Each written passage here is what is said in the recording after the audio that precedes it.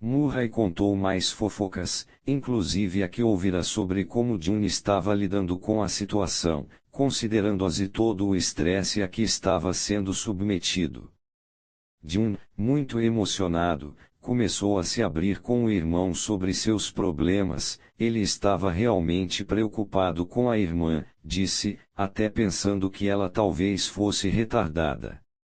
Mais tarde, naquele mesmo dia, Murray visitou a irmã e lhe contou o que June dissera a seu respeito. Ela era mais do que capaz de cuidar de si mesma, respondeu, e já estava cansada da família se metendo em sua vida. Mais visitas seguiram-se a outros membros da família. Em cada um dos casos, sempre que alguém tentava passar adiante alguma fofoca ou fazer Murray tomar este ou aquele partido na constelação familiar, ele desviava a tentativa com um comentário neutro ou a transmitia para a pessoa envolvida. No dia que Murray foi embora, todos foram se despedir dele. A irmã parecia mais relaxada, o pai, também. O humor da família estava nitidamente alterado. Uma semana depois, a mãe de Murray lhe enviou uma carta que terminava assim: com todos estes altos e baixos, sua última visita foi a melhor de todas. June agora escrevia regularmente para o irmão. O conflito sobre quem controlava os negócios da família estava acalmado e acertado. As visitas de Murray em casa agora eram esperadas por todos, mesmo ele continuando com seus velhos truques, com histórias e coisas semelhantes. Murray mais tarde escreveu sobre o incidente e incorporou o que havia aprendido com ele a seu treinamento de outros terapeutas familiares. Ele o considerava o momento decisivo de sua carreira. Interpretação. A estratégia de Boa no experimento que realizou com sua família foi simples: fazer com que fosse impossível para qualquer membro da família forçá-lo a tomar partido ou prendê-lo em algum tipo de aliança. Ele ia causar também uma tempestade emocional de propósito para quebrar a dinâmica familiar rançosa, mirando especialmente em June e na mãe, essas forças centrífugas dinâmicas. Ele ia fazer a família ver as coisas sob uma nova perspectiva, obrigando-a a falar sobre assuntos pessoais em vez de evitá-los. E fazer um trabalho consigo mesmo para permanecer calmo e racional, reprimindo qualquer desejo, seja de agradar ou de fugir ao confronto. E em meio a este experimento, Boan teve uma sensação incrível de leveza, uma quase euforia. Pela primeira vez na vida, ele se sentiu conectado com a família sem ficar submerso em suas influências emocionais. Ele podia conversar, discutir e zombar sem regredir a acessos de raiva infantis ou esforçar-se demais para ser agradável com atitudes falsas. Quanto mais ele lidava com a família desse jeito, mais fácil ficava. Boan também notou o efeito de seu comportamento nos outros. Primeiro, eles não podiam interagir de seu modo usual, June não podia evitá-lo, a irmã fraca não podia incorporar todos os problemas da família, a mãe não podia usá-lo como muleta. Em seguida, eles se viram atraídos por ele. A rançosa dinâmica familiar de fofocas, comunicações secretas e irritantes alianças foi desfeita em uma única visita. E de acordo com Boan, assim ficou pelo resto de sua vida. Boan levou sua teoria e prática além dos limites familiares. Ele pensou em seu ambiente de trabalho, que tinha um ego de grupo e um sistema emocional semelhantes aos de uma família e que o contaminavam todas as vezes que estava lá. As pessoas o atraíam para alianças, criticavam colegas ausentes, tornavam impossível para ele permanecer desligado. Evitar estas conversas não resolvia nada, ele continuava afetado pela dinâmica de grupo, incapaz de lidar com ela. Escutar com paciência as fofocas dos outros querendo ao mesmo tempo que eles parassem com isso era igualmente frustrante. Buan precisava fazer alguma coisa para quebrar a dinâmica, então ele descobriu que podia aplicar as mesmas táticas que havia usado com sua família, e funcionou. Ele agitava as coisas de propósito e ao mesmo tempo não se envolvia em alianças. E como acontecera com sua família, ele notou o tremendo poder que sua autonomia lhe dava no grupo. Ninguém vai muito longe na vida sem aliados. O truque, entretanto, é reconhecer a diferença entre aliados falsos e verdadeiros. A falsa aliança é criada a partir de uma necessidade emocional imediata. Ela requer que você desista de algo que é essencial para você mesmo e o impede de tomar suas próprias decisões. Uma aliança verdadeira é formada por interesses pessoais mútuos, cada lado suprindo o que o outro não pode conseguir sozinho. Não é preciso fundir sua própria identidade com a de um grupo ou prestar atenção às necessidades emocionais de todo mundo. Ela lhe dá autonomia. Durante toda a sua vida você vai se encontrar em grupos que exigem fusão, forçando-o a todos os tipos de falsas alianças que comandam suas emoções. Você precisa encontrar um caminho para a posição de força e poder, ser capaz de interagir e se envolver com pessoas sem perder a autonomia. Você habilmente evita falsas alianças ao tomar atitudes provocantes que não deixam as pessoas prendê-lo em uma armadilha. Você perturba a dinâmica ao máximo possível, tendo como alvo os causadores de problemas e os controladores. Quando estiver em uma posição em que for capaz de permanecer racional dentro do grupo, você pode parecer unir-se em uma aliança sem ter de se preocupar em perder o controle de suas emoções. E descobrirá que, como a pessoa que é ao mesmo tempo autônoma e parte do grupo, você se tornou um centro de gravidade e de atenção. Entre em ação para fingir que está ajudando os interesses dos outros, só para promover os seus próprios no final. Este é o disfarce e estratagema perfeitos para concretizar suas ambições, pois as vantagens que você parece oferecer servem apenas como chamarizes para influenciar a vontade das outras pessoas. Elas pensam que os interesses delas estão sendo favorecidos quando, na verdade, estão abrindo caminho para os seus. Baltazar Gracian, de 1601 a 1658. Chaves para a guerra. Para sobreviver e progredir na vida, nos vemos constantemente tendo de usar as outras pessoas para algum propósito, alguma necessidade para obter recursos que não conseguimos sozinhos, para nos dar algum tipo de proteção, para compensar uma habilidade ou talento que não possuímos. Para descrever relacionamentos humanos, entretanto, a palavra uso tem conotações pejorativas, e em qualquer caso sempre gostamos que nossas atitudes pareçam mais nobres do que são. Preferimos pensar nestas interações como relacionamentos de assistência, parceria, amizade. Não se trata de uma simples questão semântica, ela é a origem de uma perigosa confusão que vai acabar prejudicando você. Quando você procura um aliado, é porque tem uma necessidade, um interesse, que quer satisfazer. Esta é uma questão prática, estratégica, de que depende seu sucesso.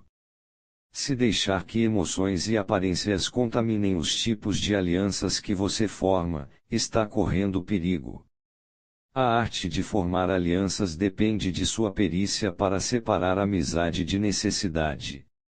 O primeiro passo é compreender que estamos sempre usando as outras pessoas para nos ajudar e promover. Buan chegou até a usar sua própria família em um experimento para solucionar um dilema profissional. Não há nenhuma vergonha nisto, nenhuma necessidade de se sentir culpado. Nem devemos levar para o lado pessoal se percebermos que alguém está nos usando. Usar as pessoas é uma necessidade humana e social em seguida, Pensando nisso, você deve aprender a fazer com que estas alianças necessárias sejam estratégicas, aliando-se a pessoas que podem lhe dar algo que você não consegue sozinho.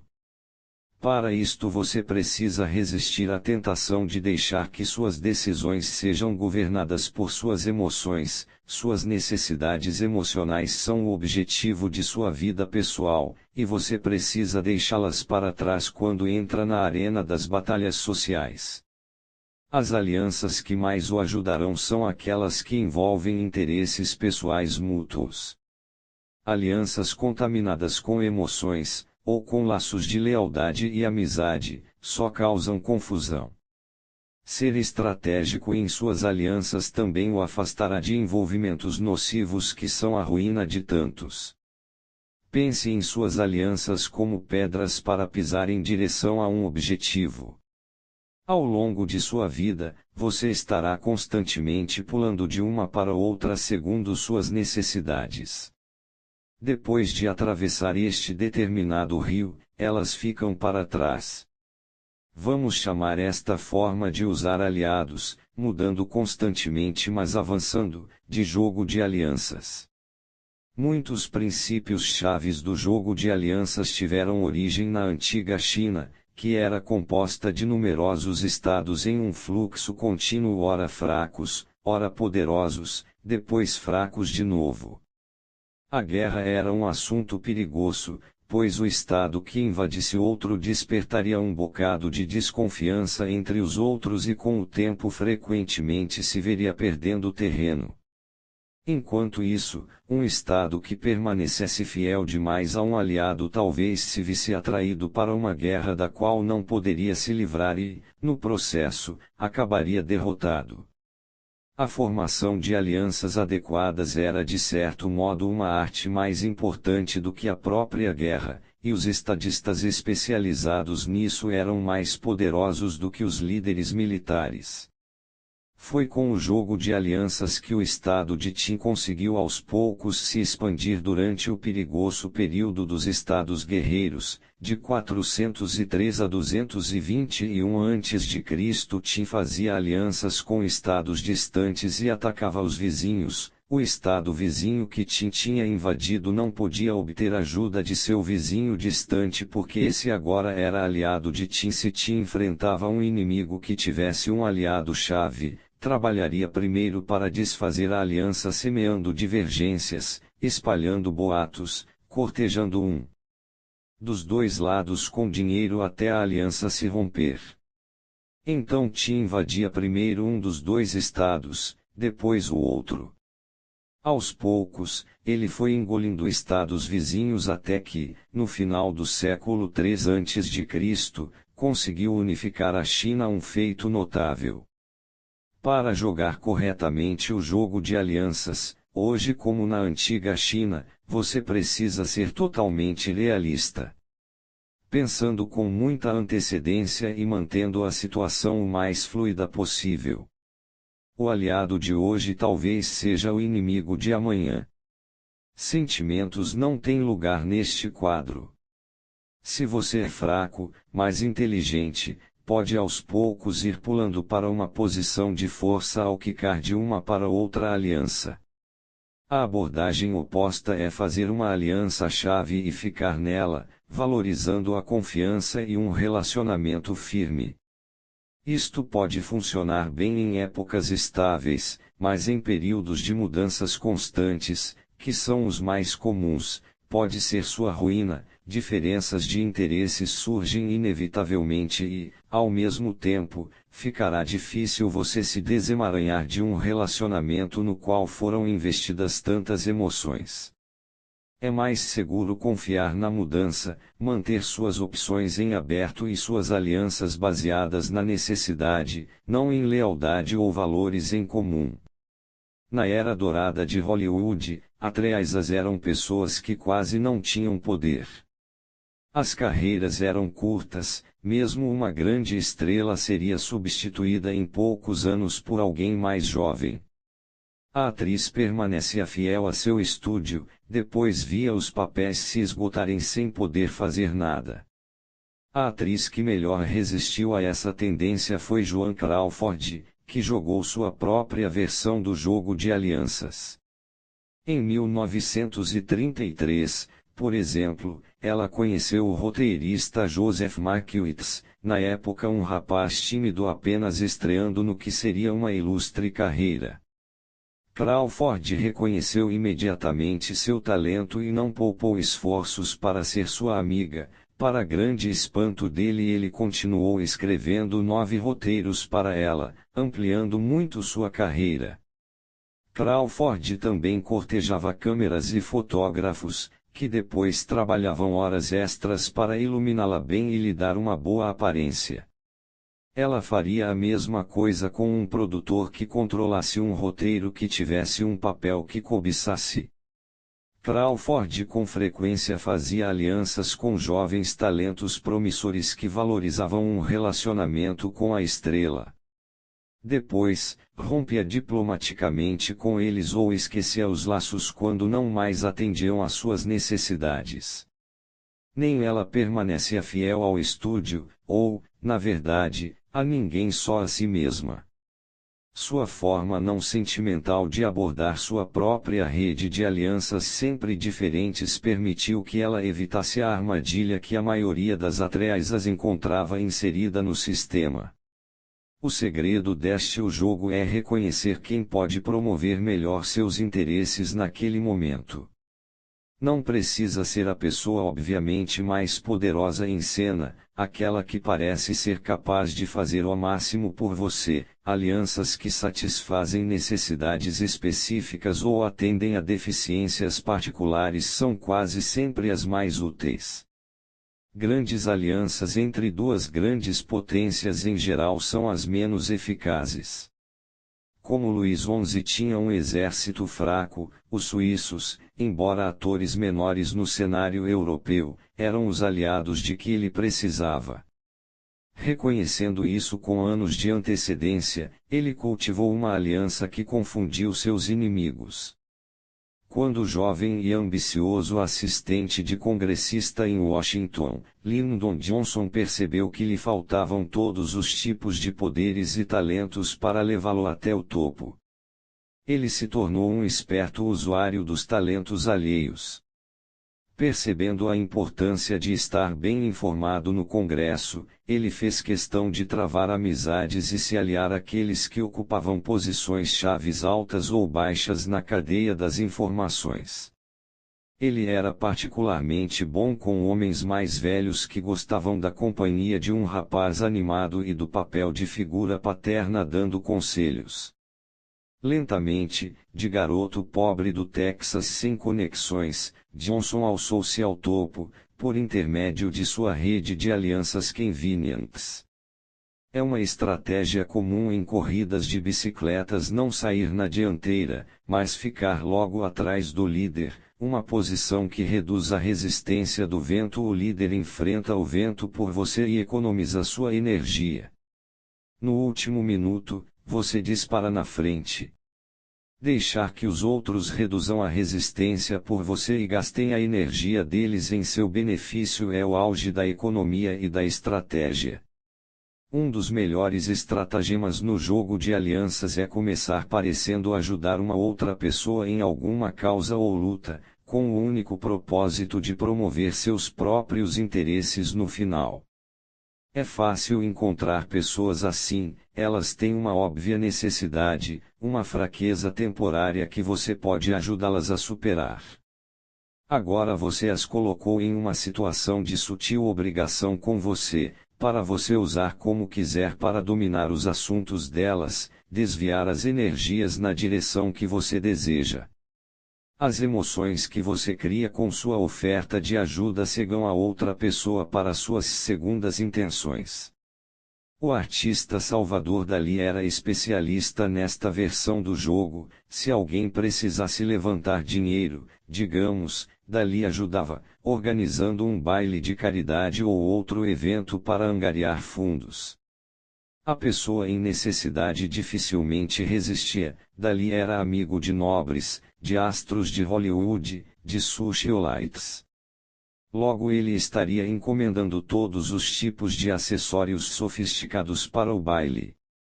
Para sua infame noite em uma floresta surrealista em Pebble Beach, Califórnia, em 1941, em benefício de artistas que passavam fome na Europa devastada pela guerra, Dalí requisitou uma girafa viva, pinheiros em quantidade suficiente para criar uma floresta falsa, a maior cama do mundo, um automóvel todo arrebentado e milhares de pares de sapatos nos quais se serviriam os primeiros pratos. No final, a festa foi um estrondo e recebeu a mais variada publicidade, mas, como era frequente tratando-se de Dalí, as contas excederam em muito as receitas, não sobrou dinheiro para os artistas morrendo de fome na Europa. E por estranho que pareça, toda a publicidade concentrou-se nele, aumentando sua fama e lhe conquistando um número ainda maior de aliados poderosos. A variação no jogo de alianças é fazer o papel de mediador, o centro em torno do qual giram os outros poderes. Enquanto você permanece veladamente autônomo, faz aqueles à sua volta lutarem por sua aliança. Basicamente, foi assim que o príncipe Clemens von Metternich, o ministro das Relações Exteriores austríaco durante a era napoleônica e depois dela, recolocou a Áustria como principal potência europeia. Ajudou o fato de a Áustria estar localizada no centro da Europa e, portanto, ser estrategicamente vital para as nações ao redor. Mesmo durante o reinado de Napoleão, quando a Áustria estava em sua fase mais fraca e Metternich tinha de fazer amizade com os franceses, ele manteve seu país livre de envolvimentos duradouros. Sem unir a Áustria e a França por meio de nenhuma aliança legal, por exemplo, ele amarrou Napoleão a ele emocionalmente ao arranjar o casamento do imperador com a família real austríaca. Mantendo todas as grandes potências Inglaterra, França, Rússia à distância, ele fez tudo girar em torno da Áustria, mesmo que a própria Áustria não fosse mais uma grande potência militar. A genialidade desta variação é que pelo simples fato de assumir uma posição central, você pode exercer um tremendo poder. Por exemplo, você se coloca em um ponto crítico na cadeia de informações, tendo acesso a elas e podendo exercer controle sobre elas. Ou você produz algo de que as pessoas dependam, ficando com uma vantagem incrível. Ou faz o papel de mediador de que todos necessitam para resolver uma disputa. Seja o que for, você pode manter o poder nesta posição central só pelo fato de não se deixar envolver e ser cortejado por todos. Assim que você entrar em qualquer tipo de aliança duradoura, seu poder fica imensamente reduzido. Um componente importantíssimo no jogo de alianças é a habilidade para manipular as alianças dos outros e até destruí-las, semeando discórdia entre os adversários de modo que eles lutem entre si. Quebrar as alianças de seu inimigo é tão bom quanto fazê-las você mesmo. Quando Hernán Cortés desembarcou no México, em 1519, enfrentou centenas de milhares de astecas com 500 homens apenas. Sabendo que muitas tribos mexicanos menores ressentiam-se do poderoso Império Azteca, ele lentamente trabalhou para desligá-las de suas alianças com os astecas. Ao encher os ouvidos de um líder tribal com histórias horríveis sobre os planos do imperador azteca, por exemplo, ele talvez seduzisse o homem a prender os enviados astecas em sua próxima visita. Isso é claro que deixaria o imperador furioso, e agora a tribo ficaria isolada e correndo perigo e apelaria pela proteção de Cortés. Sem parar, Cortés continuou com esta versão negativa do jogo de alianças, até que os aliados dos astecas aliaram-se a ele. Aqui seu foco é despertar a desconfiança. Faça um parceiro desconfiar do outro, espalhe boatos, lance dúvidas sobre os motivos das pessoas, seja gentil com um aliado para deixar o outro com ciúmes. Divida e conquiste. Deste modo, você cria uma maré de emoções, atingindo primeiro este lado, depois aquele, até que a aliança vacila. Agora aqueles que tinham participado da aliança se sentirão vulneráveis. Com manipulações ou convites sem rodeios, faça-os se voltarem para você em busca de proteção. Ao enfrentar um inimigo que se compõe de aliados, não importa o quanto eles sejam grandes ou formidáveis, não tenha medo. Como disse Napoleão, dê-me aliados para combater. Na guerra, aliados em geral têm problemas de comando e controle. O pior tipo de liderança é a liderança dividida, forçados a debater e concordar antes de agir. Generais aliados em si geral se movem como lesmas. Combatendo grupos grandes de aliados, como era frequente, Napoleão sempre atacava primeiro o elo mais fraco, o parceiro júnior. O colapso aqui poderia desfazer todo o tecido da aliança. Ele também buscava vitória rápida em batalha, mesmo que fosse pequena, pois nenhuma força é mais facilmente desencorajada por uma derrota do que uma força aliada. Finalmente, sem dúvida alguma você vai ser atacado por fazer o jogo de alianças. Vão acusá-lo de ser irresponsável, amoral, traiçoeiro. Lembre-se, essas acusações são elas mesmas estratégicas. Fazem parte de uma ofensiva moral, ver capítulo 25. Para promover os próprios interesses, seus acusadores estão tentando fazer você se sentir culpado e com aspecto ruim. Não deixe que eles o peguem. O único perigo real é que sua reputação vai acabar impedindo as pessoas de fazerem alianças com você, mas o interesse próprio governa o mundo. Se você é visto como alguém que beneficiou outras pessoas no passado e é capaz de fazer o mesmo no presente, você terá pretendentes e parceiros para jogar.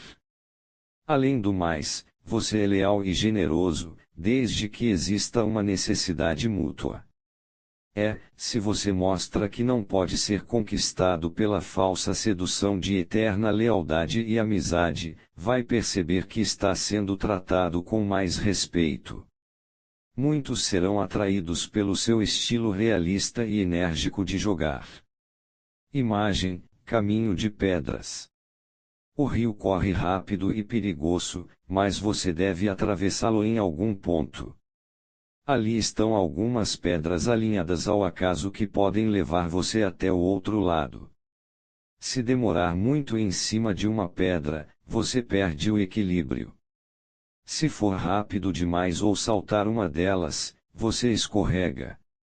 Em vez disso, você deve pular com agilidade de pedra em pedra e jamais olhar para trás.